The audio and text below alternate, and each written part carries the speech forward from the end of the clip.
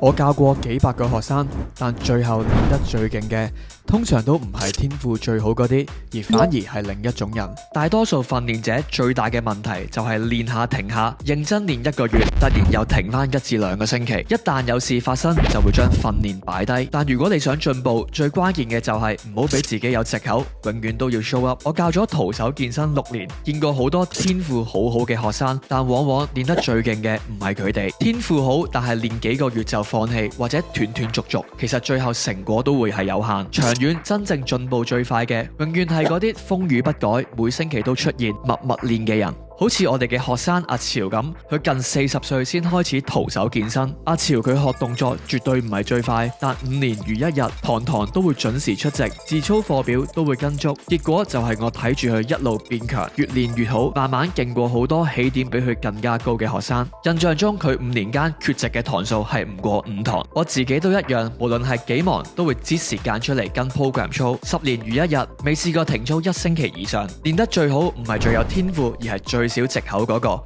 天賦只能夠決定我哋嘅起點同埋進步嘅速度，但最後我哋可以行到幾遠，永遠係靠習慣同埋堅持。